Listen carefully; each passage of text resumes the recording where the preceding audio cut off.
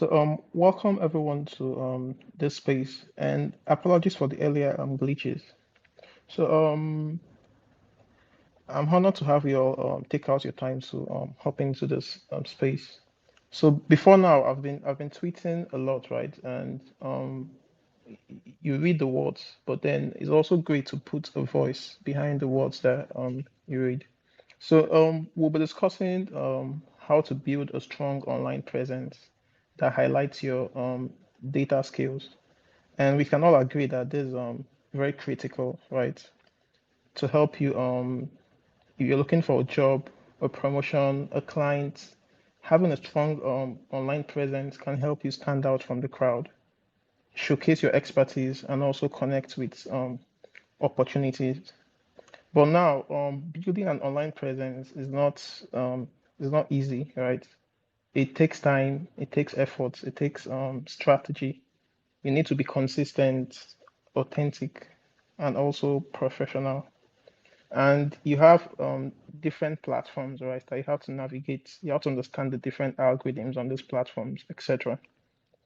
So in this space, we'll be discussing tips and best practices that would help you build a strong online presence that works for you and your goals.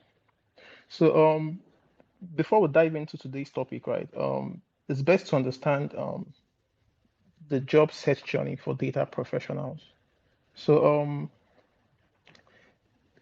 I'll look at this, right, as a newbie or someone looking to transition into a data role, be it data scientist, data analyst, data engineer, etc. Right? So how it works is that something sparks your interest in the field. It could be an article you read. It could be a friend, right, that suggests it to you, right? It could be an ad you see on LinkedIn, Instagram, etc. But something sparks your interest, right? And the next thing that happens is you now do some self-reflection. So you look at your strengths, your weaknesses, look at your goals, your values, look at your interests and passions, and see if it aligns with the role. So let's say, for example, I'm looking to be a data analyst, for example, right? I know that some things that are required, right? You need to be analytical. You need to have this decent math and statistical skills. You need to be willing to and able to solve problems, right? These are some of the skills that you need to thrive in that career. So you analyze yourself and see if those things align with your personal value, your strengths and weaknesses. And once you do this right, and you find out there's a good fit, the next step is you now try to build technical and soft skills, right? That will help you build a successful career in that role. And this can take at least 6 months or more, right? For you to learn all the tools you need to learn all the soft skills that are required for the role, right? So for data analysts, for example, you need to learn tools like Excel, SQL, a BI tool, Power BI, Tableau, maybe Python, etc. Right? And then you learn soft skills like how to collaborate, how to communicate, how to present your insights, how to think critically, etc. Now, the next step, right, is now what's trying to build your online presence. So you have the skills, right? How do you demonstrate this to potential employers that I can do this job and I'm the best fit for this role? This is where your online presence comes in. So you have to build a strong online presence that stands you out from the crowd and helps you sell your skill sets. So after this, right, the next step is you start networking and applying to jobs, right? Next thing you prepare an interview. And lastly, if successful with your interview, you then secure and negotiate the employment contract. So this is basically the 6 steps that are involved, right, in looking for a job. You self-reflect, you build technical and soft skills, you build your online presence or digital profile, you prepare and start interviewing um, for jobs, right? And then, sorry, you network and apply to jobs. Then you prepare an interview for the jobs. And lastly, you secure and negotiate if successful. So this brings us now to today's discussion. How do you build a strong online presence that highlights your data skills? So let me share this.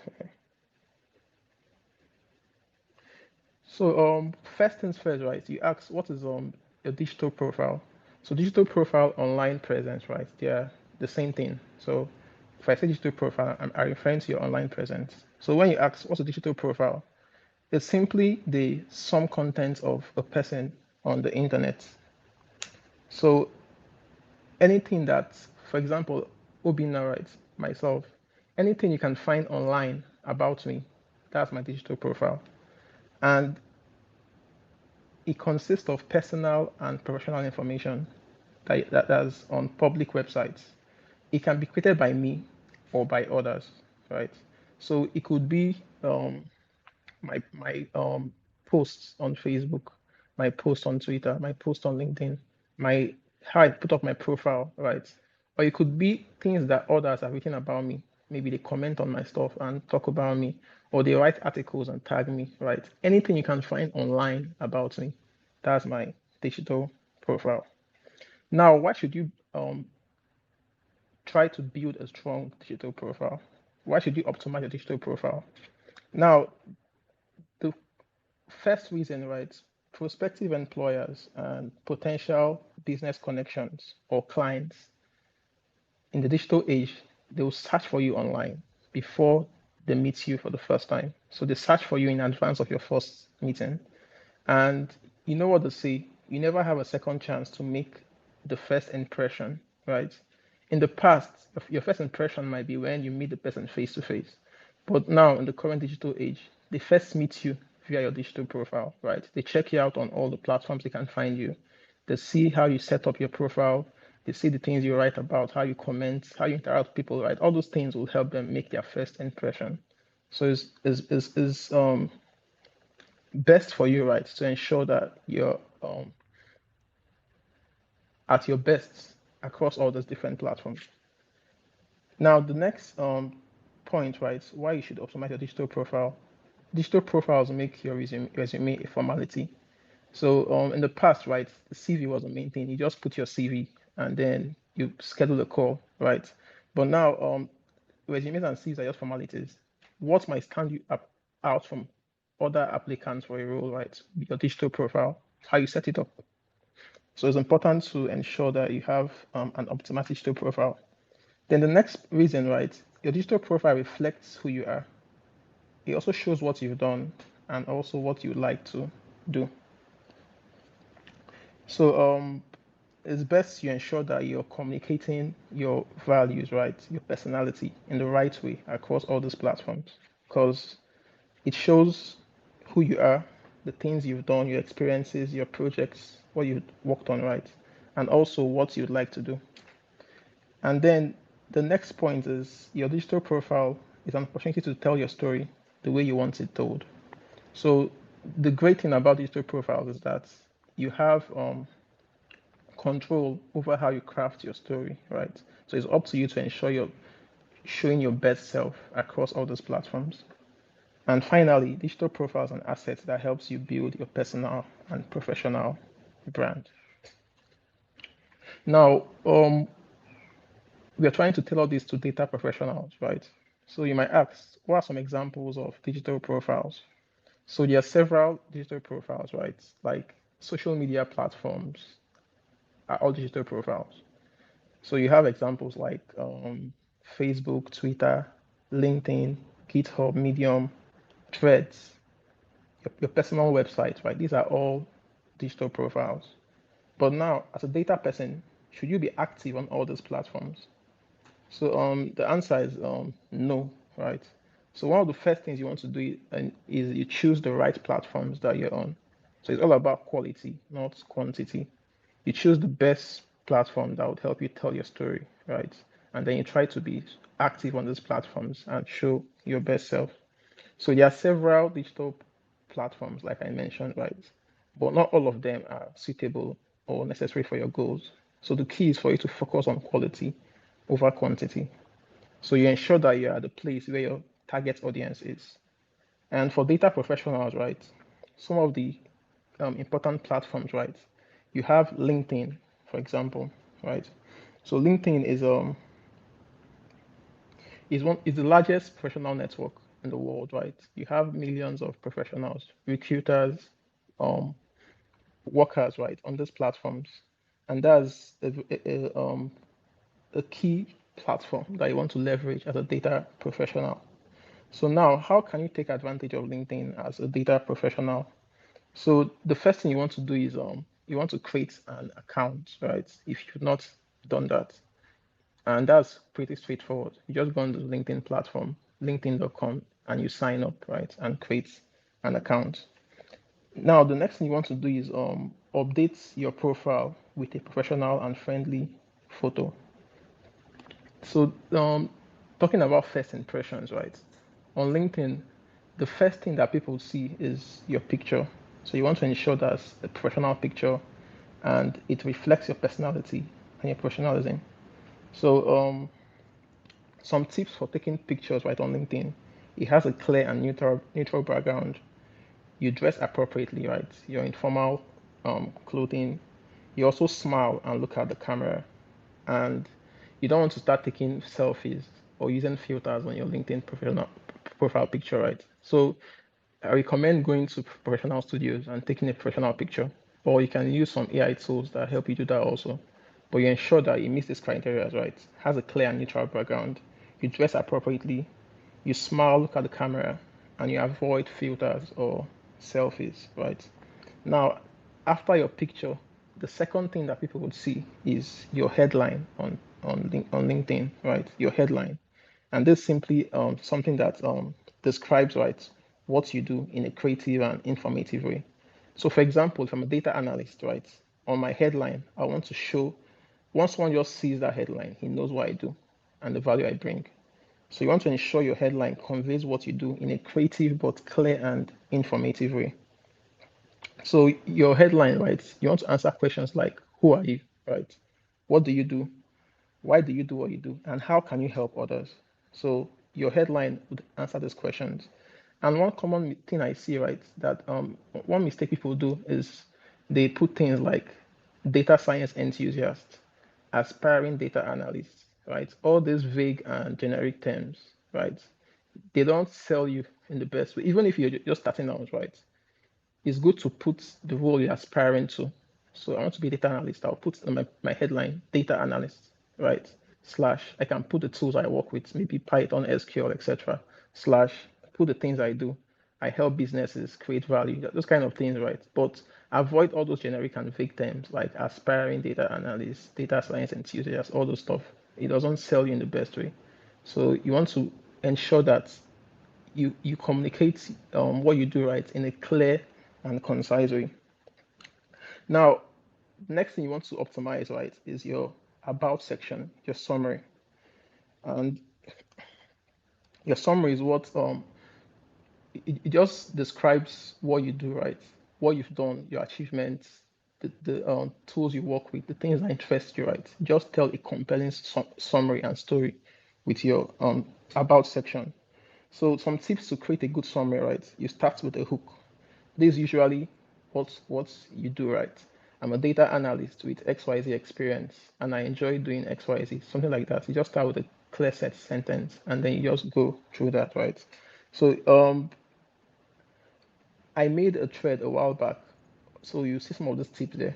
So that goes in detail. But then you want to just start, you see examples, right, of good summaries on that thread. I think it's on my timeline. So you start with a hook, right, that just shows what you do.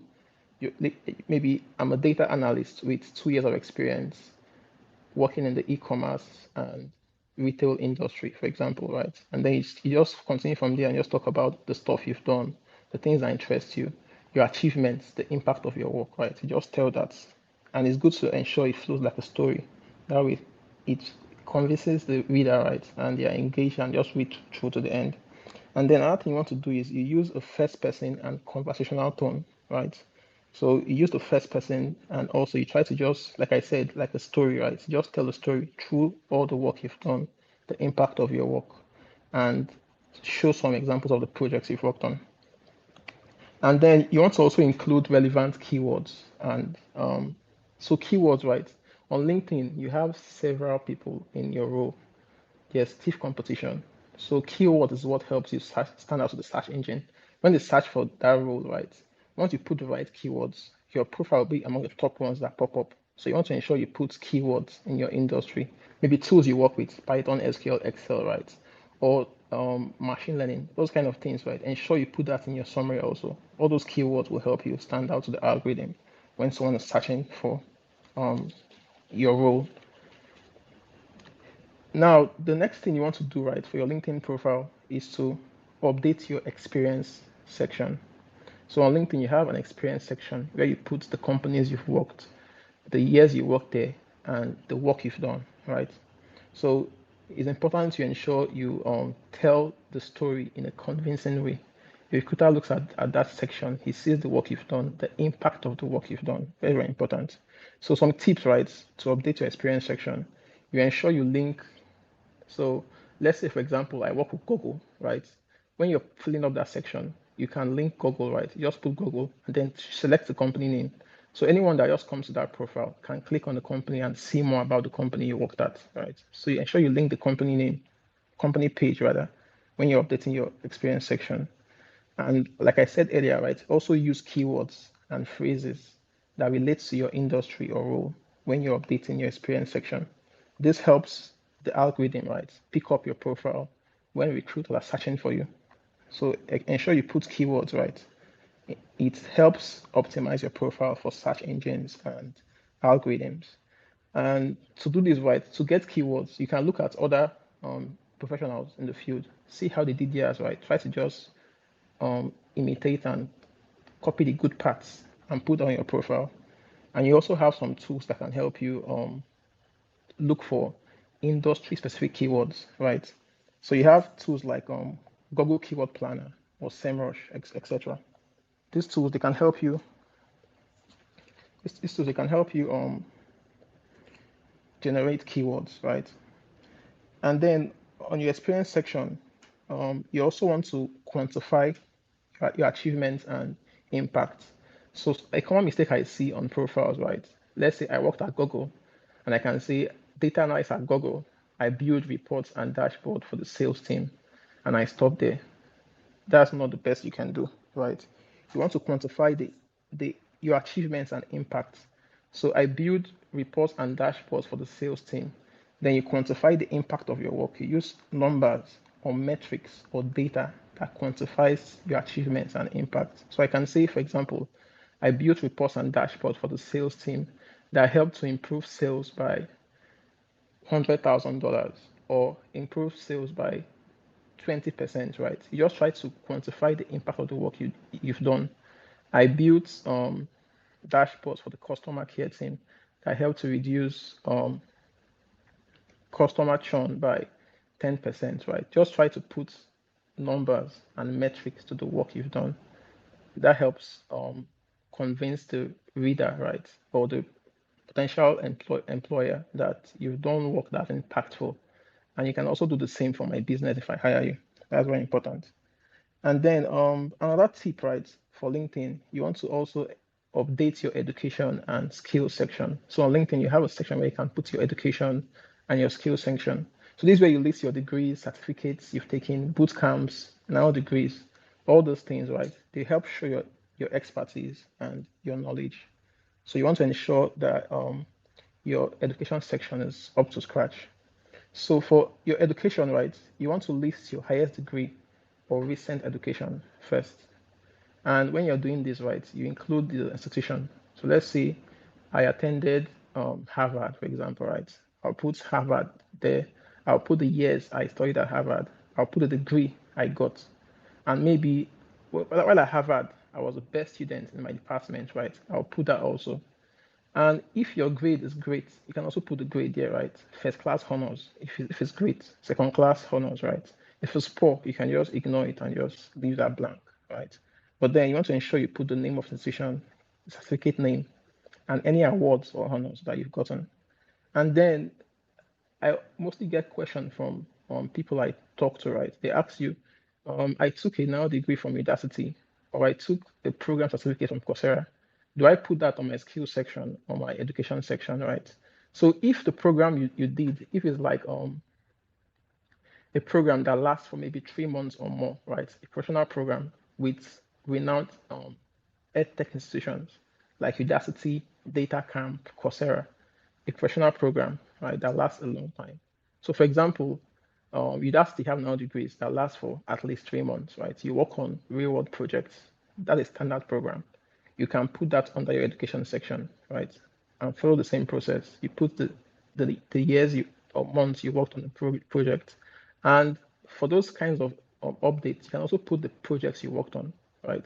These are the projects you worked on. These are the things you did during the now degree or boot camp that you did, right? And then for the skills section, right? So you have where you can list the skills that you're good at.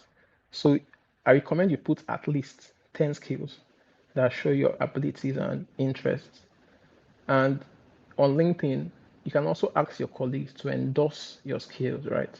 So if, for example, you worked on someone on an Excel project, you go on LinkedIn, you update your skills Excel, you then ask that person, please, can you go on my LinkedIn profile and endorse my Excel skill, right? The more people that endorse those skills, right, the more it convinces a potential recruiter that comes to your profile. So the next section you want to update, right, is projects and portfolio. So on LinkedIn, you have a section where you can list the projects and the portfolio, and I think it's called projects. Yeah, projects. So there you can can put the projects you've worked on, right? Not all of them. You can just put the key one, maybe 2 or 3 that are very impactful. You can just list them there on your LinkedIn. So projects are the best way that you demonstrate your skills and experience, right? So when doing this, you can just put a brief description of the projects you worked on, right? I work on a project that help predict customer churn for a telecom company, right? And then you list the tools you worked with. I worked with Python, Power BI, etc. And I use XY, just brief descriptions, right? But then you link to it so they can now go there and read more about it. And you can also use visual aids like charts, graphs, screenshots to just illustrate the work, right? And then link to the project platform. If it's on GitHub, you link to GitHub. If it's a portfolio website, link to that website. Or it's an article, a Medium article that explains the project, you link to that Medium article also, right? And then important to also update your projects regularly.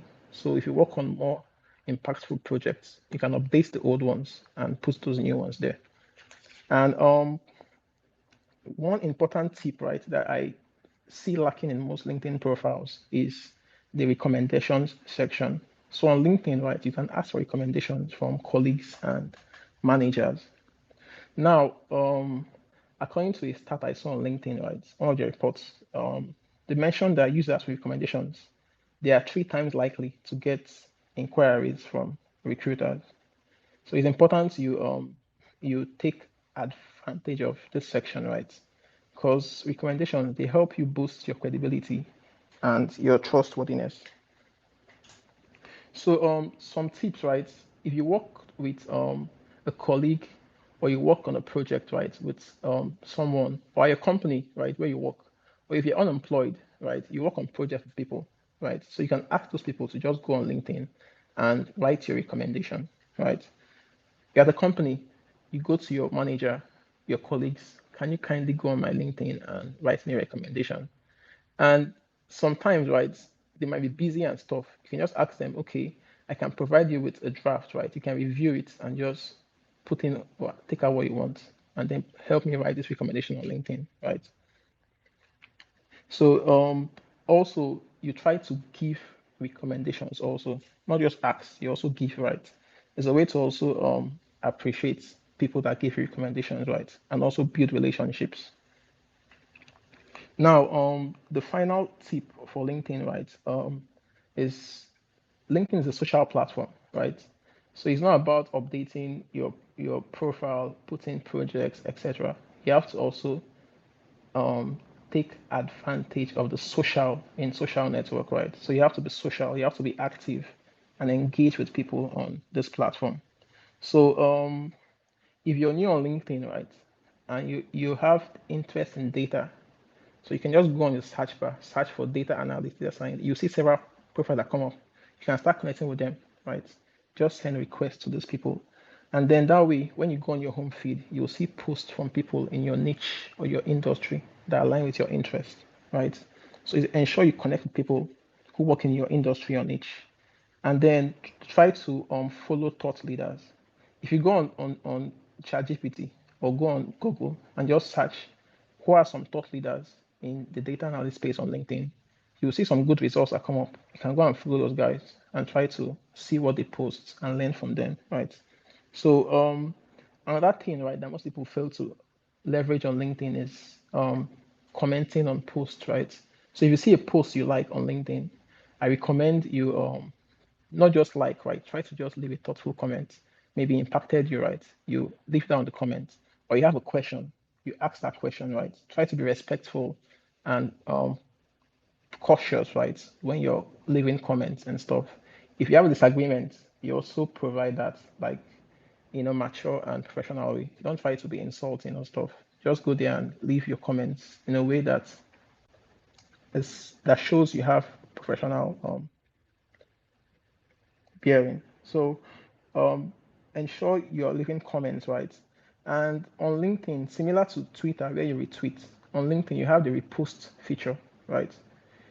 If you're reposting stuff on LinkedIn, a tip I would like to share is that don't just repost it like that, right? Try to also add your own thoughts to whatever you're reposting, right? So if someone comes across that, they can also get an understanding of how you think, and is a way to just boost your digital profile, right? Because you're sharing your original thoughts and adding value to the conversation, right? So ensure you don't just repost things. Try to, if you have something that you feel like you can add to the conversation, when you're reposting, you add your own thoughts there. Just like how you quote tweets on Twitter, right? You can also repost with your thoughts on LinkedIn. When you're reposting, try to add your own thoughts, add your own, maybe a question, a spin on the post, right? Just try to share something original that adds more value to the conversation. That's a good tip to help stand out on LinkedIn. So some other tips, right, for networking. So you have people that have maybe people who are thought leaders, right? They usually have several connections, so they are really picky with who they connect with. So a way for you to bypass this, right? You can send personalized invitations. So you can include a text when you're connecting with them. So in this text, you can just tell them, I like the work you do, etc., etc., etc. I'd like to connect with you, right? So that can improve the chances of them accepting your connections. But if that does not work, you can also follow people, right? So you follow them, you see their updates, but then there's you might not connect with them, so they can't see yours, but you can see their own updates, and that also works, right? You can learn from what they post and build yourself. And then if you're new on LinkedIn, right, it can be challenging to actually start posting your stuff. So what you can do is you can start with comments, right? Comments where you ask questions, comments where you add your own thoughts to conversations, right? Eventually, as you grow in your career, you have your own original thoughts that you can share or updates from your learnings, right? I took a course, I can post that on LinkedIn, or I learned something new today, I post that on LinkedIn, right? But with time, as you get more confident with the platform, you can now start putting out original content on LinkedIn. So also when you're posting on LinkedIn, right? I think LinkedIn algorithm it also favors hashtags, so you can leverage hashtags also when you're posting stuff on LinkedIn. So these are some tips, right, for LinkedIn. And then one unique tip I would share for LinkedIn, right? So if you're familiar with LinkedIn, when you go to someone's profile, by the side you'll see some stuff that come up like people also viewed. I think that's the word. I'm not sure again. People also viewed. So maybe I'm a data analyst, right? If you come to my profile, by the side you'll see other data analysts, right? People also viewed. You see all those stuff there. And if you settle down and think about it, those profiles that are popping up, right? They are competition to you because they also have your skill sets. If a recruiter comes to your profile, you want them to just focus on your profile, see all you've done. You don't want them clicking to someone else's profile, right? So those names that are popping up there, um, on LinkedIn, you can change that setting, right? That ensures that when someone comes to your profile, they don't see all those other profiles. They only see your content. I can't remember how that was done. I think go to settings. Um, I'll share this after the space, right, on my timeline. But you can do that, right, and that's very helpful. So if someone comes to your profile, maybe a recruiter, they don't start clicking away and going somewhere else. You want them to just go through all you have, and if they are convinced, they can now reach out to you to discuss any potential roles, right? So that's an important tip, and I'll share that after the space on my timeline. Now, we've discussed LinkedIn, right? Another important platform that you want to leverage, right, is GitHub. So GitHub, if you don't know what GitHub is, right, GitHub is the world's leading platform where over 200 million um, repositories, like projects, right, have been hosted on. So developers, right, they share their code and projects on GitHub. And GitHub is not just a place where you store projects, right? It also has like a social media aspect. You can connect with other developers, right? Follow their projects and learn from what they do. So it's a great place to store, manage, and share your code and data projects. And the beauty of GitHub is that it allows you to collaborate with other developers, right? And contribute to open source projects. Now, how do you leverage GitHub as a data professional? The first thing, right, if you haven't, you want to sign up on the platform. And that's also straightforward. You just go on to github.com and sign up, right? Follow the on-screen steps to sign up. Then the next thing you want to do is to create a complete and informative profile. So you want to put your name, your professional photo, right? Your bio, just briefly describe what you do, your interests, the tools you work with, right? And I think on GitHub you also have a status option. So you can list if you're open to work or open to collaborate with others, right? I think you can set that on GitHub status. So you put that there. You can put your location also if you want to, and then link to your social media profiles and maybe your website or portfolio if possible. So you want to put your profile in order, right? A good professional photo, your name and bio up to date, status, location, social media, etc. And now, when you start working on projects, right, you want to host these projects on your GitHub platform. So if you check my pinned tweet, right, I think I linked a course to GitHub. So if you want to learn how to use Git and GitHub, you can check out that course. So with GitHub, that's where you host your projects, right? So if you work on a project and you want to share that with people, right, you go to GitHub and post that there. You can now share the links to that project to other people to go and check it out there. So you want to create your own repositories, and a repository is simply um, where you store your projects, right? So you can store your code files there. You can write a description about the project, right? And talk about how someone can replicate that project, etc. So it's simply a place where you store your projects, repositories. So for GitHub, you want to very, very important, right? Ensure you update your README and so for README files, right? README is simply where you document your projects. So if you go to a repository, a README is simply the first thing that someone will just look at and get a grasp of what your work is all about, right? So there you can give an overview of the project, right? The purpose of the project, the methods you use to execute the project, the results of the project, right? And maybe so you have option to put a license. So if the work is proprietary work, it's not open source, right? You can put the license here. So someone knows that they can just replicate it, right? But if it's open source, you put a license here to show that it's open source. Anyone can replicate the project, right? And improve on it. So ensure your README is up to date, right? People are often lazy with READMEs. You just put a short text and you just stop there. So ensure you update your README. Ensure it's detailed, showing what the project's all about, the methods, and if possible, right, you show the steps that someone can take to replicate the project. So you just describe that on your README file. That's also very important. And then this is a bit technical, right? But when you're updating your projects on GitHub, right, there's what is called commit messages. So a commit is simply you describing the change you're making to your code, right? So if I make a change, maybe I change a feature of my code, right? I'll put a short message that says, I change XYZ feature, right? So those messages helps anyone that's following your code process, right? They can see the steps you're taking sequentially and the reasons why you're taking those steps, right? And it's useful on collaborative projects where you're collaborating with people. So those commit messages, right, will help them understand how you're going through the work, right?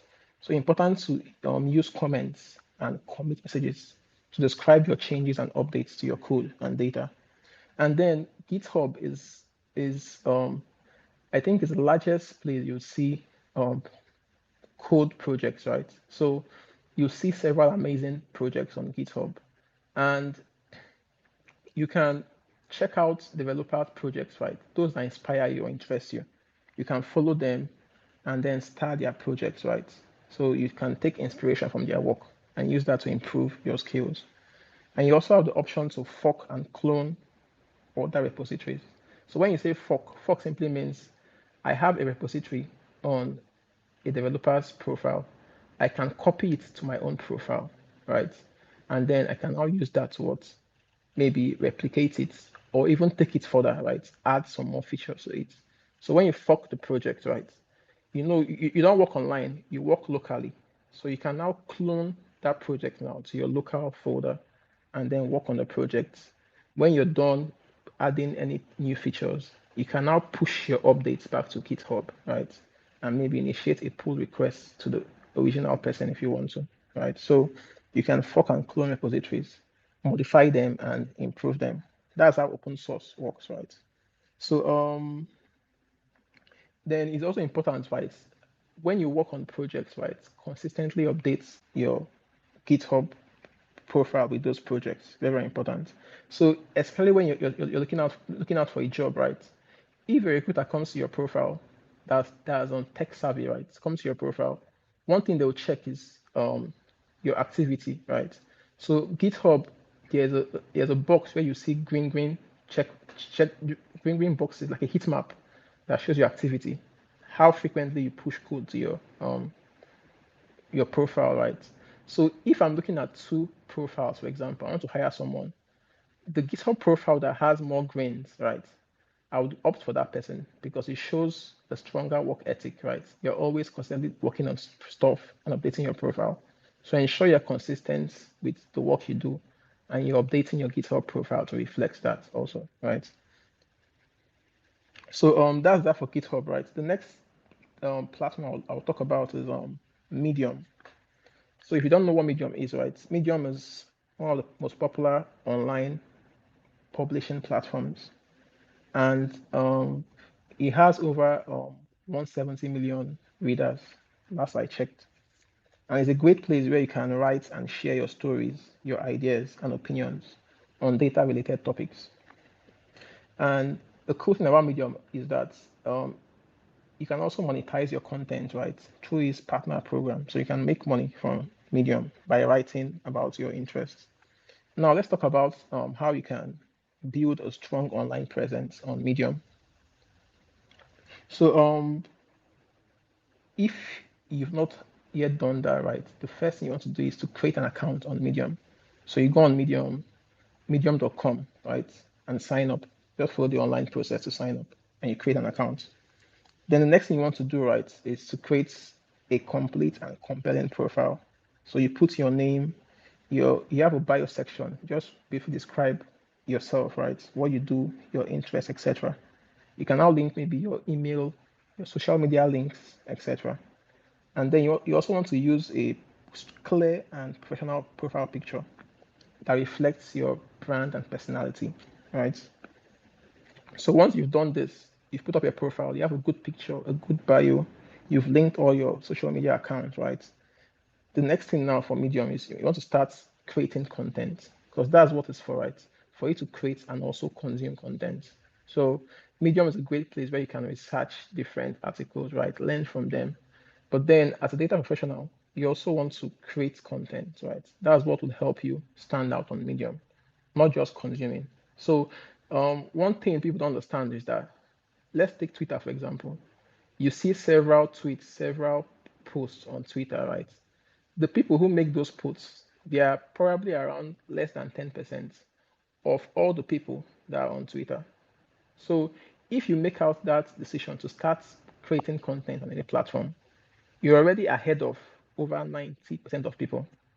So if if there's nothing that inspires you to start creating content, that should inspire you. So it's a way for you to stand out from the crowd, right? When you start creating content, putting out your own thoughts out there. So Medium is a great place where you can start sharing content, right? So once you're done putting your profile in order, the next thing you want to do is to start creating content. I know it's difficult, so hopefully in the coming days I'll create maybe a thread that shows how you can just create your very first article on Medium, right? So the next thing you want to do is to create articles, and you want to create high quality articles, right? In your niche. In our case, right, data articles. You want to create that provides values and insights to your readers. And there are some tips for creating blog posts or articles, right?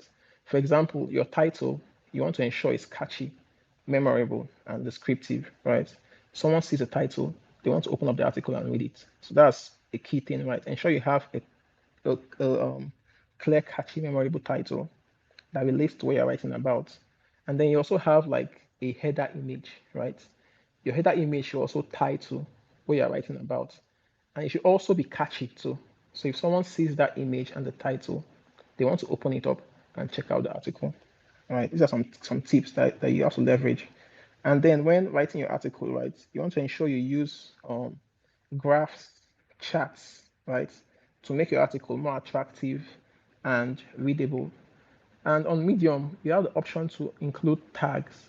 When you're writing, right, you can include tags that describe the maybe the industry you're writing about. So you can put tags like data science, data visualization, um, e-commerce analysis, those kind of things where you put tags that help people search for your content and discover them.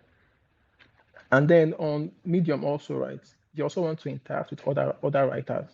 So you can follow other writers that are creating great content, clap for their articles, and comment on them, right? So that's something that you want to also do to be active on Medium. Because um, to be a great writer, you have to be a great reader. You have to read a lot, and that will help you. That will inspire you, right? Give you ideas for you to now start creating your own content. So it's important to follow other great writers, learn from their work, comment, clap, possibly network with them also, right? Gain some tips. And then on Medium, you have some publications that are popular. In the data field, for example, you have some like Data Science Central, Analytics Video, and a couple others, right? That are popular.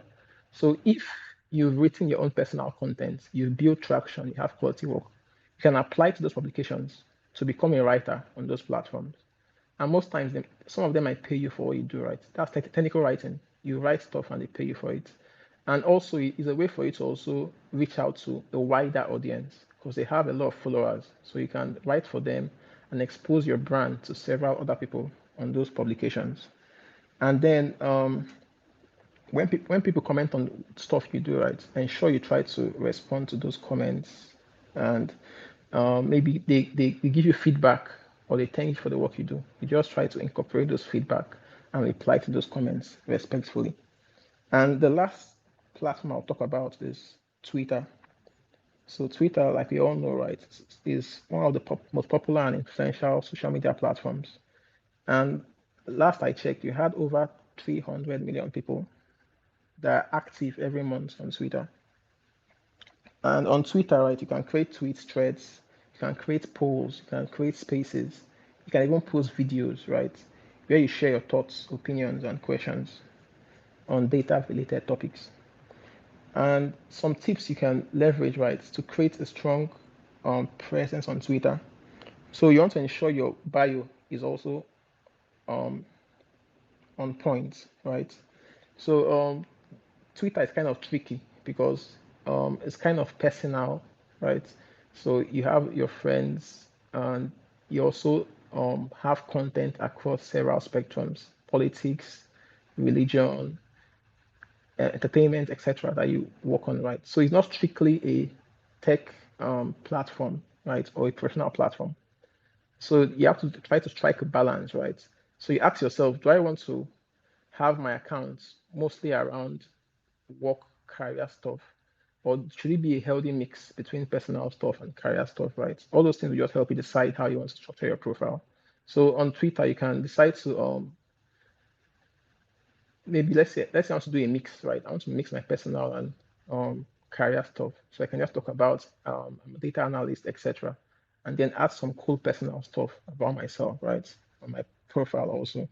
And then ensure you have a good profile picture, right? That's clear and shows your personality. And then on Twitter, you also have the option to update the bio. So ensure, sorry, not bio, your banner picture, right? So your banner picture also ensure is also clear and communicates your personality. Then for your bio, you want to ensure your bio is also informative and catchy, right? It describes what you do and your interests. And then if you desire to build a strong profile on Twitter, right? A data profile on Twitter, when you want to follow and interact with other data experts and thought leaders in the field. So you follow them, you interact with what they do, right? Leave thoughtful comments, repost, retweet, etc. And just try to learn from what they post, right?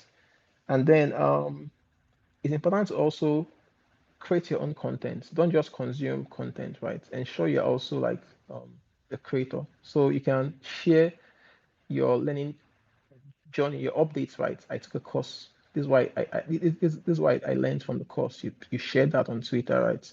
Or you're solving a problem currently, right? You need help. You share that on Twitter also. So you can just ensure you're creating stuff, right? The more you learn, the more experience you get.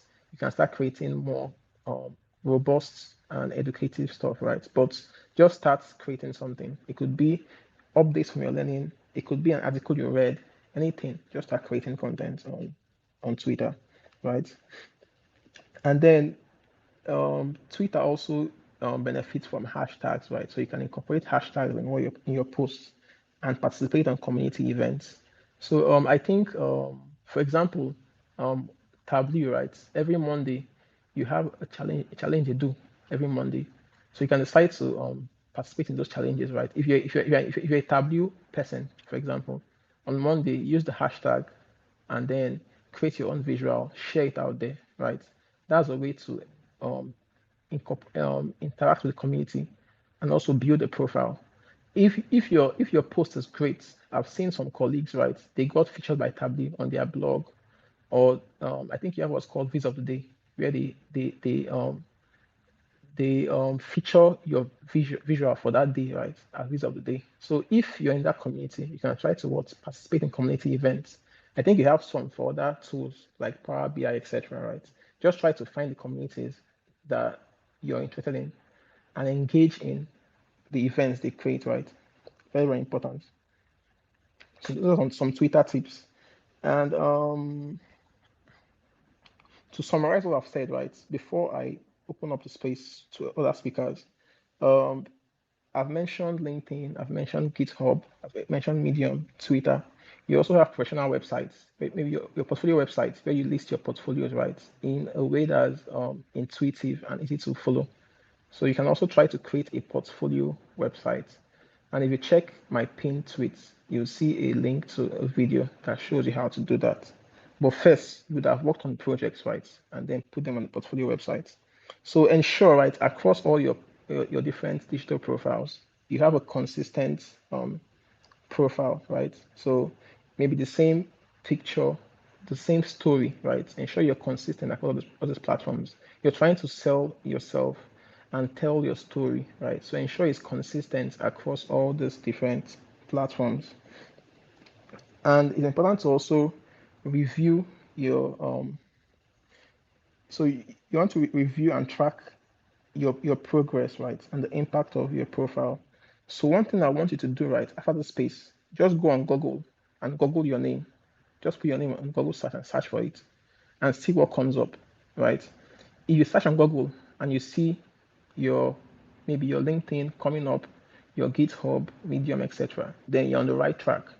If you search on Google and you're seeing other people's names, right, other people's profiles, maybe they have the same name as you, but they're popping up before you, then you have a lot of work to do. You have to ensure you outwork them, right? Ensure you have a digital trail that's consistent and also prominent, so you can displace them when they search for you. Because trust me, potential employers, right, they would Google you and try to learn all they can about you before they employ you in the organization. So once you can just go and do that exercise, just Google your name and see what comes up. If you're seeing other people's names before yours, or you're seeing other platforms that are not relevant, like Facebook, etc., then you have a lot of work to do to ensure you optimize your profile across all those platforms: LinkedIn, GitHub, Medium, Twitter. You want to ensure that when you Google your name, those are things that come up first before any other thing you're seeing, right? So you also have things you can use to analyze your. So maybe I start optimizing my profile. I want to track how well it's improving, right?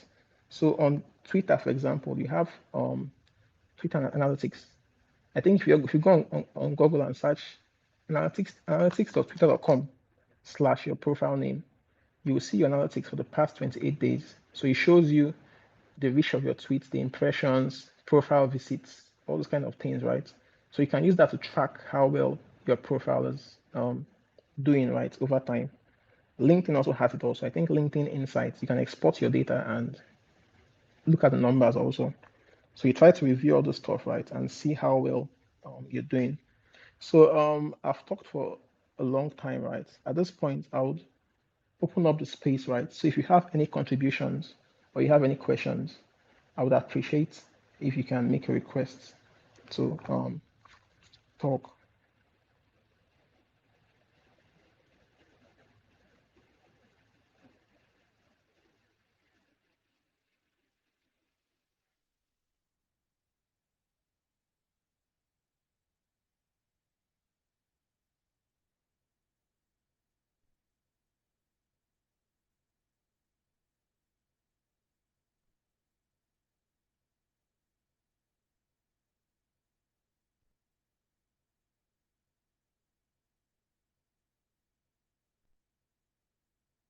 Yeah, that Larry, you can talk. Okay, good evening, everyone. Yeah, good Good evening, evening. Mr. Obuna, and thanks for this amazing session. I I didn't even think I would be getting up to this value because I was like I joined because how to build strong online presence. I'm now expecting I will learn how to use LinkedIn, how to use Medium, how to use GitHub and Twitter. At least I think the all the major social platform is what you have mentioned, and I really appreciate that a lot. Thank you very much for this. My question is, you talked about LinkedIn. There is a challenge that I personally have, and that is consistent.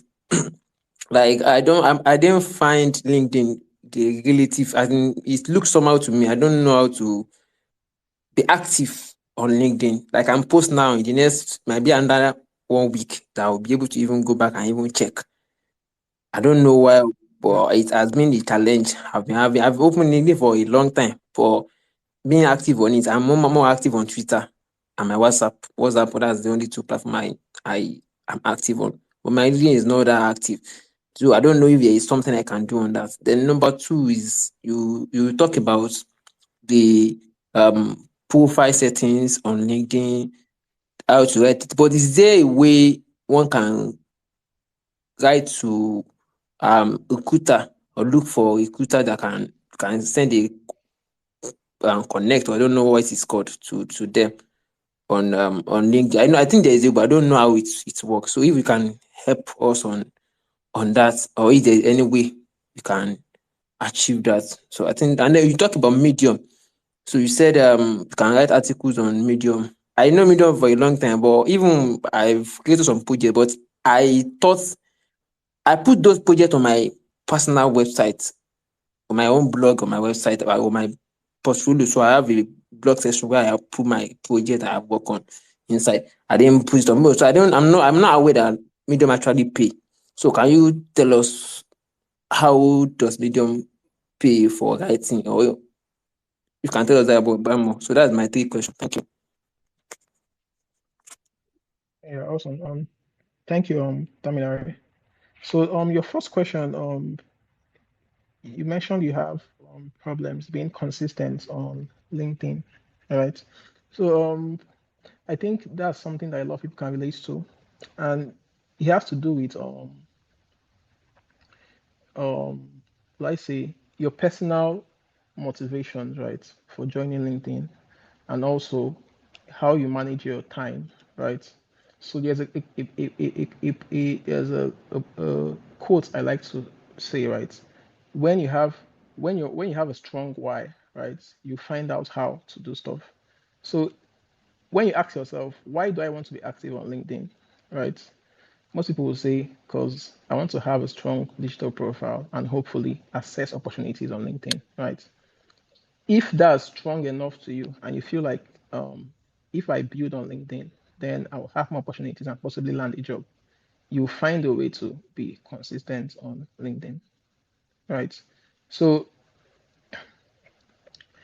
it can be, I'll decide based on my schedule, I'll try to comment 2 times every day on a post, right? And share my own post once every week. You just take out time and try to analyze your schedule. Like I know a lot of people are busy, right? It's not easy to post stuff on social media and be consistent. But then first ask yourself, why do I want to be consistent? What's the value? And if you're able to determine the value and see that it's worth it, then you find a way to actually start becoming consistent, right? And then look at your schedule. Maybe just try to don't put too much pressure on yourself, right? Just start small. When you start seeing the impact of what you're doing, it will inspire you to start doing more, right? So, like I said, you can just decide every day. I would follow 5 people in the data industry. I would comment on at least 2 posts, and I'll try to post something once every week. That's a good way to start, right? You do that for 1 month, 2 months, 3 months. You might see some results, right? With that, that will spoil you. You create more time to start posting stuff, right? So it's all about you just trying to understand the importance, right? If there's value in it, once you're convinced, trust me, you'll find a way to actually start posting stuff on LinkedIn. And if it's how to create stuff, right? There are several it doesn't have to be complex. If you want to create or post on LinkedIn, you can just start with what you're currently learning. I'm taking a course, right? You can just share updates on what you're learning, right? So the thing with writing or content is that the first one you do, second one you do, it won't be great, right? But with consistency, it becomes better. It's just like when you open a tap that has been left for a long time, right? When you open it up, you see rusted brownish water coming out. When it runs for a long time, it becomes clear.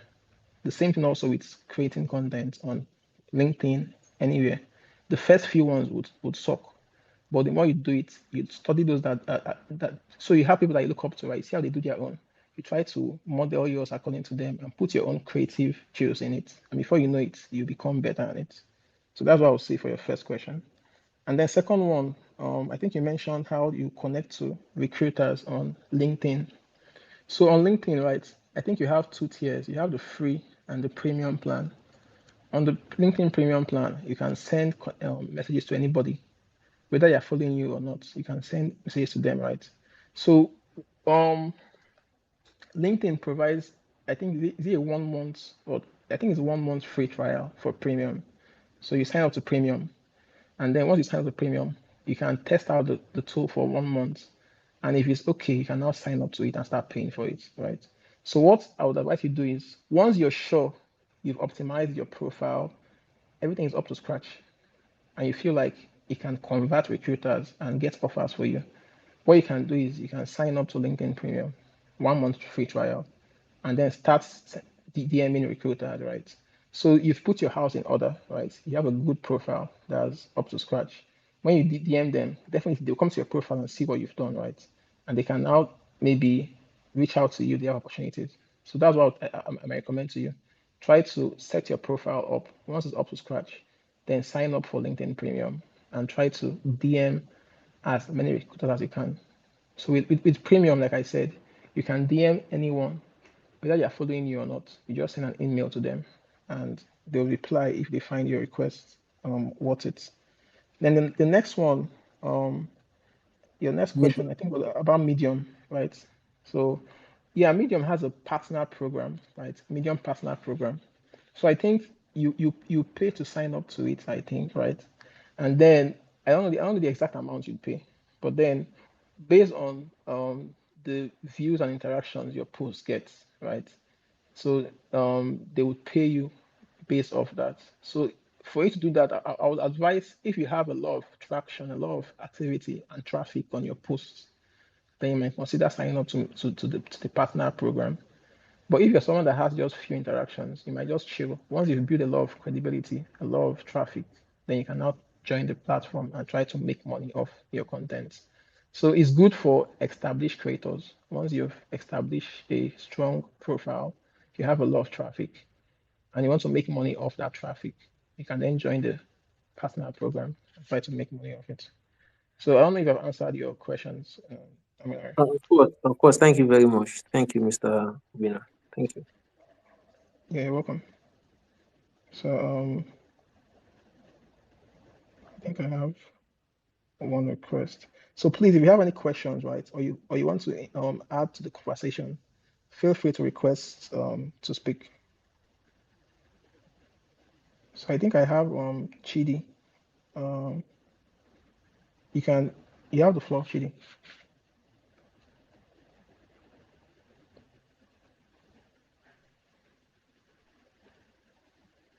Chidi, if you can hear me, you have the floor.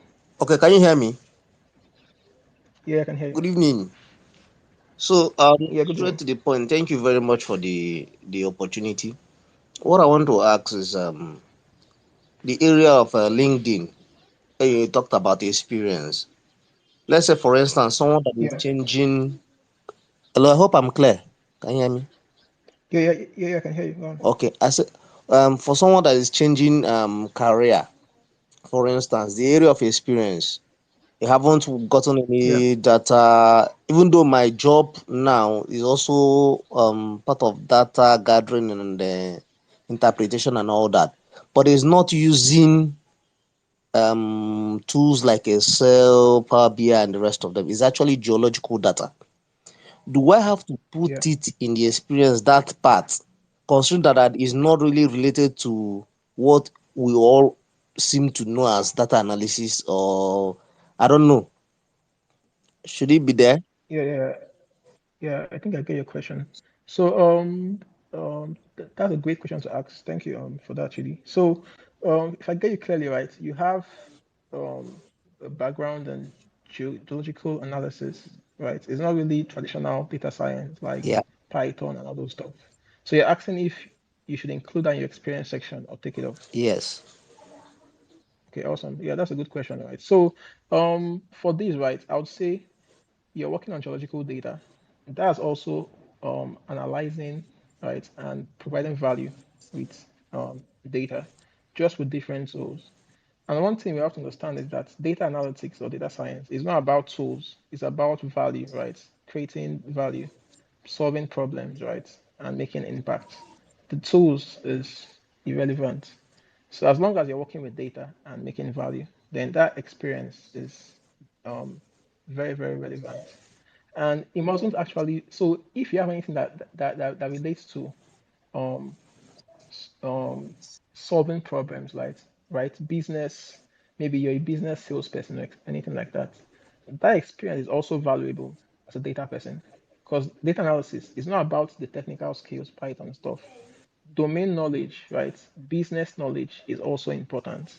So if you have experience as a salesperson, for example, right, and you want to transition to data analytics, you even have an upper hand because you have domain experience that you can now add with technical skills. That will make you really, really exceptional and stand out.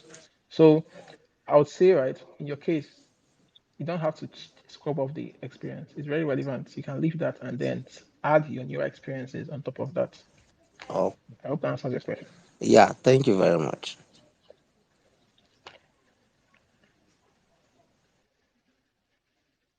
Yeah, if you have any questions, right, you can request to speak. Else, I think we've spent 1 hour plus. We can wrap up the space.